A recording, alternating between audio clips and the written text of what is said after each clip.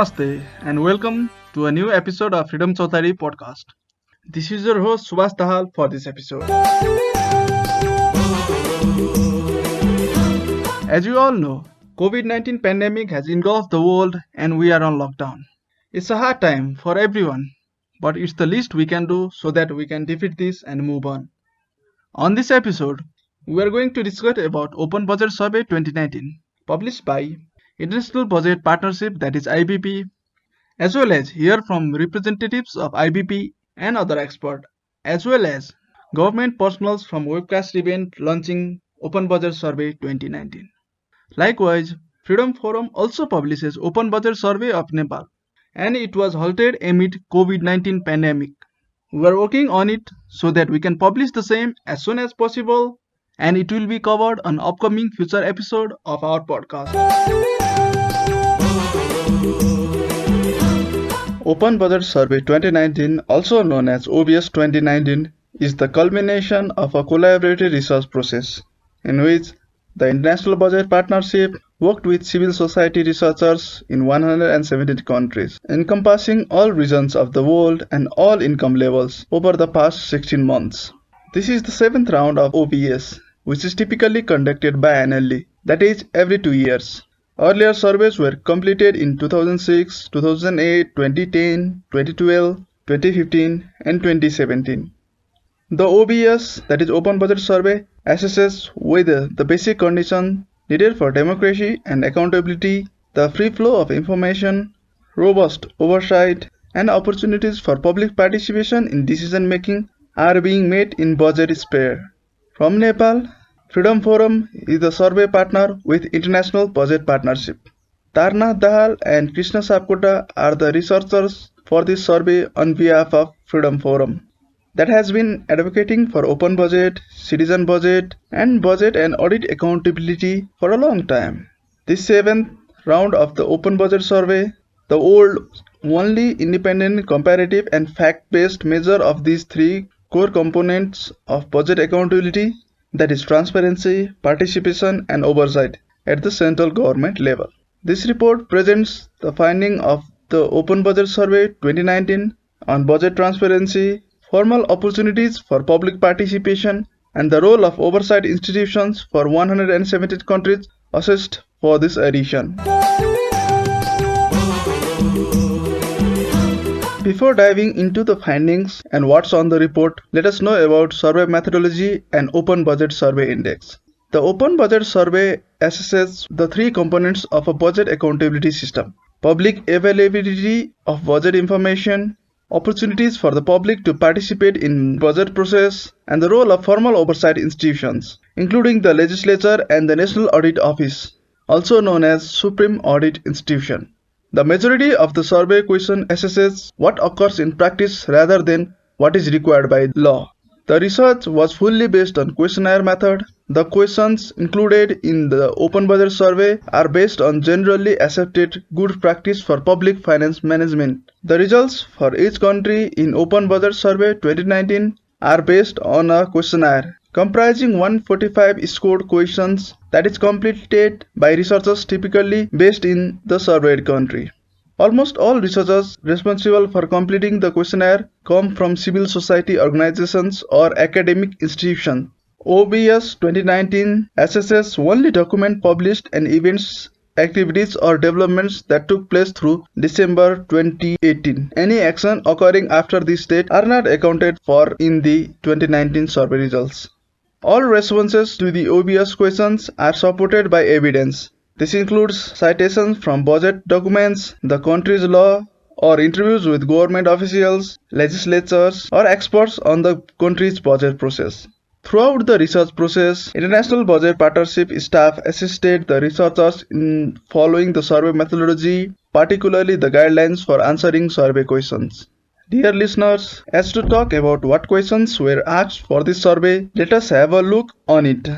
In order to measure the timely release of information to the public throughout the budget process, International Budget Partnership looked for release deadlines of public available budget documents, that is pre-budget statement, executive budget proposal, enacted budget, citizen budgets, in-year report, media reviews, year-end report, audit report, etc. Likewise, for evaluating public engagement opportunities and oversight actors and practices, indicators measured were public engagement in budget process, role of the legislature and role of supreme audit institution, as well as role of independent fiscal institutions.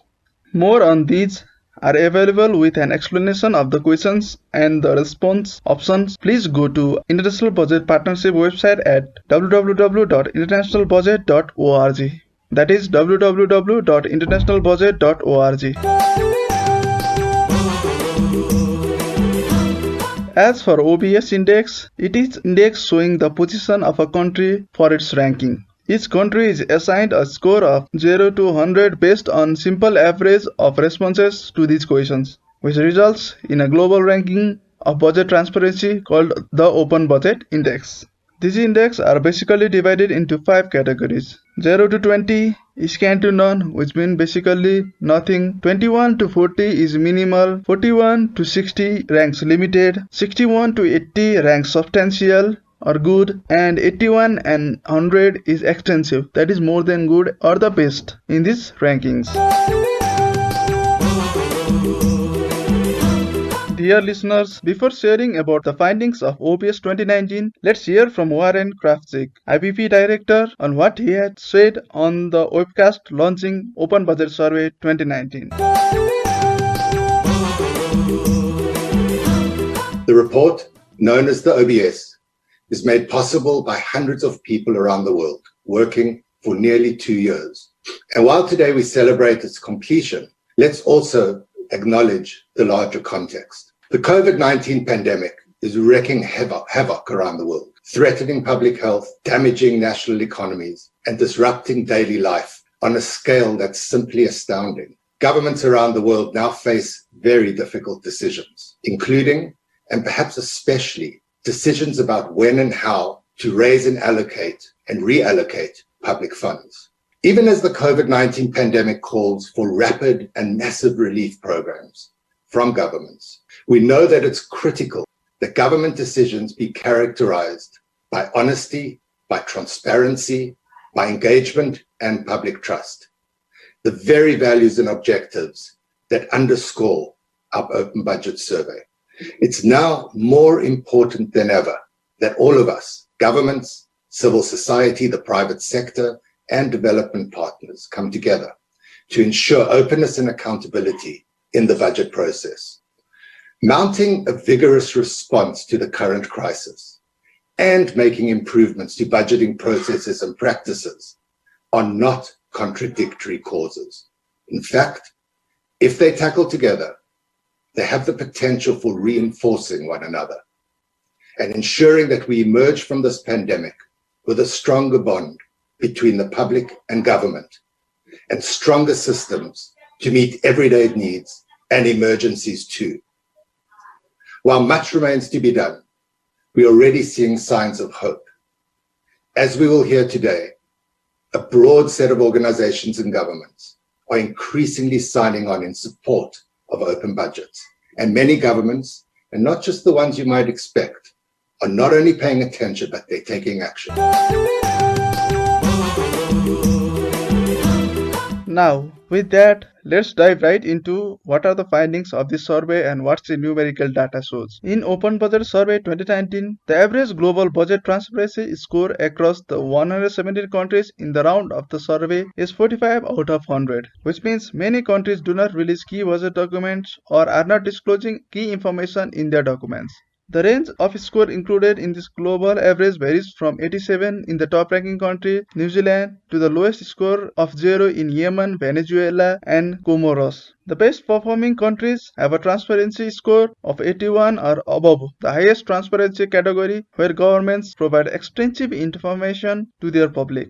6 countries in Open Budget Survey 2019 perform in this highest category: New Zealand, South Africa, Sweden, Mexico, Georgia, and Brazil. Most countries in the survey, 86, that is 74% of all those assessed, fall below sufficient levels and score 60 or less. However, examples of strong budget transparency practice can be found in nearly all regions of the world.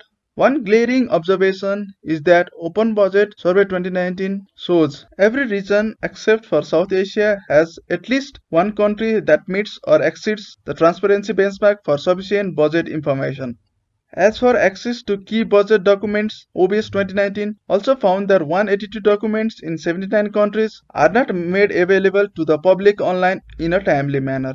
If all governments made such documents publicly available and assuming the global average content score for each type of document, then global budget transparency score could jump by 9 points from 45 to 54, which would be the greatest increase since survey began. While the actual potential gain to budget transparency levels remain uncertain, this projection shows that substantial amounts of budget information could be made available by governments in a relatively short time frame if governments share these documents online in a timely manner. As for the case of Nepal, looking closely, the Open Budget Index comparison shows decline from previous 52 in 2017 to 41 in 2019, which indicates that we regressed from last Open Budget survey. Looking all the way back, Nepal have Open Budget Survey Index of 36 on 2006, 43 on 2008, 45 on 2010, 44 on 2012, 24 on 2015, 52 on 2017, and 41 on 2019, which clearly shows that we never touched 61, which is the international norm of being good, and we only crossed 50 once in last 7 surveys.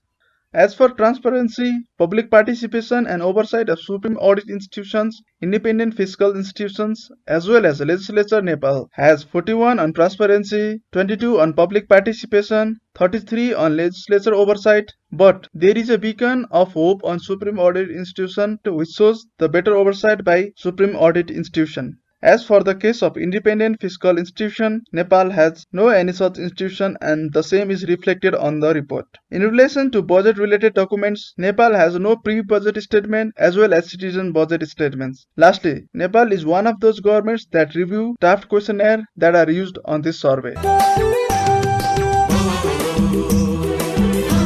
Now, let's look into Open Budget Survey 2019 as a whole in global sense. The Open Budget Survey 2019 finds weak transparency and oversight in government budgeting as well as few opportunities for public to participate in shaping budget policies or monitoring their implementation. It is particularly more concerning at a time when governments around the world have launched significant spending measures to address the COVID-19 pandemic. This survey presents a telling snapshot of current government practice in 117 countries related to budget disclosure, opportunities for public engagement, and checks and balance through budget oversight. With this, now let's hear from Mr. Vivek Ramkumar, Senior Director Policy of International Budget Partnership, on what he had to say about Open Budget Survey 2019. He presented on a webcast event launching Open Budget Survey 2019. The latest Open Budget Survey tells a story of leaders and laggards, of countries taking 2 small steps forward only to fall back a step, of innovations in budgeting being introduced even as opportunities for further progress are missed. There are 3 key findings from the 2019 survey that I share with you to illustrate this story. The first finding is a positive one. The 2019 global transparency level is the highest recorded average global budget transparency score since we began the survey more than 15 years ago. There is a welcome return to progress after the previous survey had recorded a drop in budget transparency for the first time. The global average scores received by 77 countries that have been assessed in every round since 2008 has increased by 20%.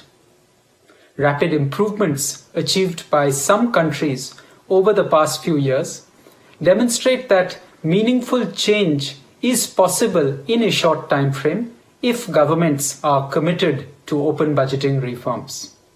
Examples of good practices are now available from almost every region of the world: Latin America and Caribbean, East Asia and Pacific, and Central Asia and Eastern Europe are on track to achieve regional average scores of more than 61 within the next 10 years, which is the benchmark for providing sufficient levels of budget information.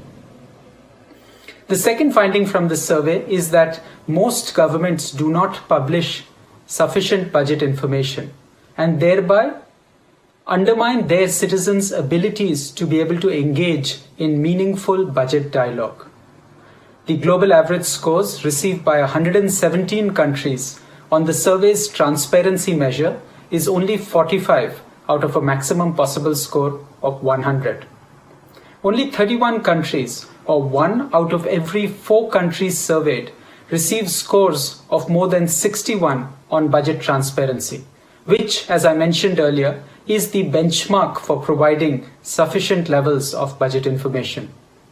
1/3 of the key budget documents assessed worldwide are not made available to citizens, even as 182 key budget documents are produced by governments for their internal use only.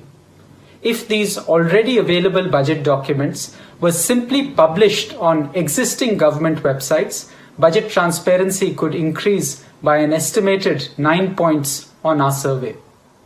But even when governments publish budget documents, they frequently lack the types of information that citizens need. A closer look at the health and education budgets in a subset of the surveyed countries reveal that they are missing information that is essential for monitoring service delivery. The third finding from the survey is that citizen demands for public participation in budgeting continue to be frustrated. The global average score received by 117 countries on the survey's participation measure is a dismal 14 out of 100. Even countries that publish adequate budget information to enable a public debate on budget policies do not create spaces where such debate and discussion between government and citizens can happen.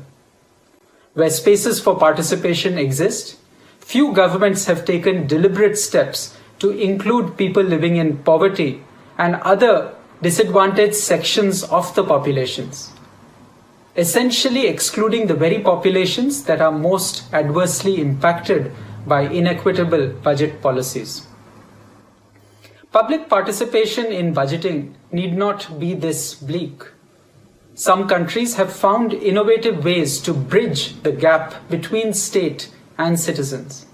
One such example is from Mexico, which has established a social controller system where social programs whose beneficiaries are primarily from disadvantaged communities directly monitor these programs through committees composed of the beneficiaries of these programs. South Korea and Portugal have established participatory budgeting at the national level. And in Sierra Leone, the government consults with the public during budget formulation through policy hearings.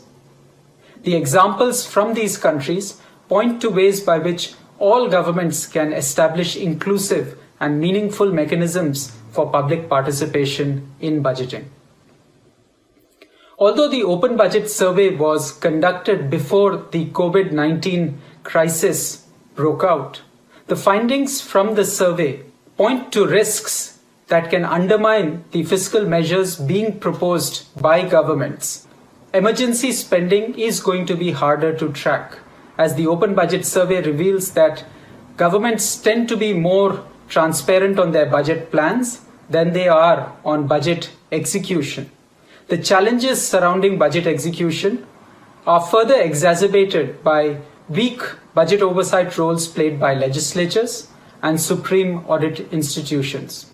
Further, many countries are establishing extra budgetary funds to channel their emergency spending. The Open Budget Survey finds that these type of funds are generally inadequately disclosed by governments. Finally, governments are inevitably going to borrow more monies in order to finance their COVID-19 fiscal measures. but may not do so transparently, as the Open Budget Survey finds that many countries do not disclose the levels, risks, and sustainability of public debt. Despite these risks and challenges, the misuse and mismanagement of emergency funds is not a given. There is no trade-off between expedited emergency measures and the strengthening of these measures. The tools to advance budget transparency and accountability are at hand. International standards are clear. Our survey documents the current shortfalls in budget transparency and accountability practices. And technical and financial assistance to support reforms are widely available. So we know what needs to be done and have documented these steps in our survey report.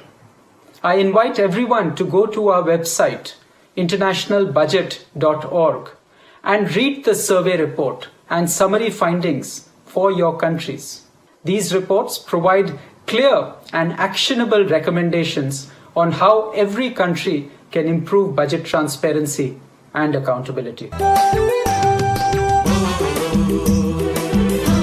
All in all, rapid progress on open budgeting agenda is possible, but to accelerate the pace of improvements, a new approach is needed, one that unites all stakeholders around a common agenda to achieve the most urgent open budgeting goals. The Open Budget Survey 2019 includes a call to action to achieve 4 ambitious but attainable targets within next 5 years. Provide sufficient levels of budget transparency, increase public participation in the budget, strengthen monitoring and oversight budget execution, sustain improvements in open budgeting. With this, we are in the last segment of this podcast edition. As we all are aware of budget transparency, open budget, public participation, and budget engagement, let's hear from some more people on need of budget transparency and openness. These all views were presented on webcast event on launching Open Budget Survey 2019 that was live on International Budget Partnership channel on YouTube and International Budget Partnership's website. First, let's hear from Scott Caldwell from DFID, that is Department for International Development. DFID has supported the Open Budget Survey since 2006, and it's great to see how it's grown over that time, both in terms of the number of countries it covers, but also in terms of its global status. We do this because we at DFID believe that citizens have the right to know how a government intends to raise money and how it intends to use it. An open budget tells people what they should expect from their government, and as importantly, it creates opportunities for citizens to hold their government to account. I believe that open budgets can play an important role in addressing some of the big development challenges we face today. At this time of crisis, fiscal transparency may seem like a lower priority, but with effective government spending more important than ever, so too is the transparency around that spending. Next is Ulla Griffin of UNICEF talking on open budget and its need for them as well as its issues. At UNICEF, our focus is to improve the rights and the well-being of children, including their health. Together with the International Budget Partnership, we did a research on how countries budget for immunization. Vaccines and immunizations are a really good case study to see how countries budget, because all budgets have this as an essential health service. We wanted to see how they budget for immunization and also look at budget execution. We found that it was really hard to get hold of the budgets and even harder to get hold of budget execution. In 5 countries we had to give up, so we had 28 African countries left. They budgeted in different ways and we only found 8 budget execution reports. In 5 of these countries there were really low budget execution, on average only 47% of the money they budgeted for immunization were actually spent. And then you ask the question, where do this money go? And without an open budget process, this is really hard to know. I think that to improve this problem of money not being spent in the way it should, we need to have a much more open process, also program managers to really own their own budget. Since it's so hard to get hold of the budgets, they don't really know how to solve the problem. Likewise, here is Dr. Annie from Ministry of Budget and National Planning, Nigeria, speaking on much need of budget transparency. Nigeria believes that transparency and public participation in budgeting process are critical to ensuring government accountability and responsiveness to the needs of its citizens, and the Ministry of Finance, Budget and National Planning plans to continue the already established citizens' participation throughout the entire budget process in a timely manner while involving civil society organizations with the aim of increasing citizens' participation, transparency and accountability for improved governance in Nigeria. This is in line with the MOU signed by the Ministry with International Budget Partnership and Global Initiative for Fiscal Transparency. Similarly, here is representative from Observatoria Fiscal of Chile from South America on need of open budget and protest for the same on Chile. Last year, we had millions of Chilean people on the streets because of their frustration regarding inequality and because of the roots of inequality and social injustice related not only to the economy but also to the fact that persons consider that democracy is managed by groups who act in favor of their own and not the common benefit. In that context, Chileans are demanding their voices to be heard, and they are demanding less abuses and more spaces to engage with government. I must confess you, during the protests on the streets, I never saw people asking for more fiscal transparency or participatory budgeting. But nevertheless, these 2 points are part of the agenda implicitly. Because when people ask for a better state, they are in fact asking for better spending. And when people ask for less abuses, they are in fact also asking for more transparency. And when people feel their most urgent needs, or maybe at least as important as that, their dreams are not being heard, they are asking at least for some small part of the budget to be participatory. And when people distrust government, they are also asking for better data to make better monitoring on spending and procurement. Therefore, with our voice from Chile, we also want to join the call to action on open budgets. In our country, the Ministry of Finance recently is trying to push an agenda for better spending and more civic engagement. Being very positive, it's not enough. The importance of now, I think, lies in getting more voices united for this agenda. So we encourage other actors in Chile and elsewhere to join us. And no matter whether your focus is on democracy, inequality, or social services, open budgets are critical to your work. Finally, here is Lorena Rivero Del Paso of Global Initiative for Fiscal Transparency speaking on the subject. In my previous role as General Director of Performance Monitoring at the Ministry of Finance and Public Credit of Mexico, I coordinated the improvement of budget transparency, which took the country from 52 to 79 points in the Open Budget Index, positioning it in the top 10 of the ranking. But it is not just about the A score or a ranking. For us, the richness of the Open Budget Survey was that it helped us identify gaps in information and internal coordination challenges that turned into changes in processes, better data quality for decision making, and even improving citizen engagement for better service delivery. From GIFT and IBP, we are engaging with governments, civil society, and other external actors to improve the state of fiscal openness around the globe. So I just want to take this opportunity to encourage everyone involved to use the results of the Open Budget Survey as a tool for improvement.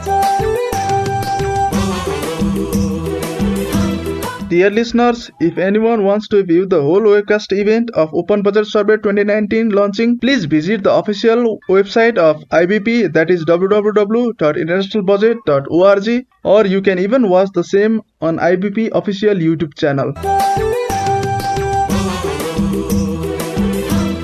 With With this, we came to the end of today's episode. You can listen to our podcast across various podcast platforms as well as on our YouTube channel and official website page, that is freedomforum.org.np/podcast. If you have any suggestions and feedbacks regarding our podcast, do write to us at freedomforum2005@gmail.com, or you can call us at our toll-free number 16600102022. That is 16600102022. Lastly, as you are all aware of COVID-19 pandemic, we request everyone to stay safe and stay home, as well as respect and follow the government directives. Being safe and staying home is the way to keep others safe. With this, I, Subhash Dahal, would like to end today's episode, and we will be back again with another brand new episode of Freedom Chautary podcast next week. Till then, keep listening Freedom Chautary podcast. Take care and stay safe. We thank you for listening.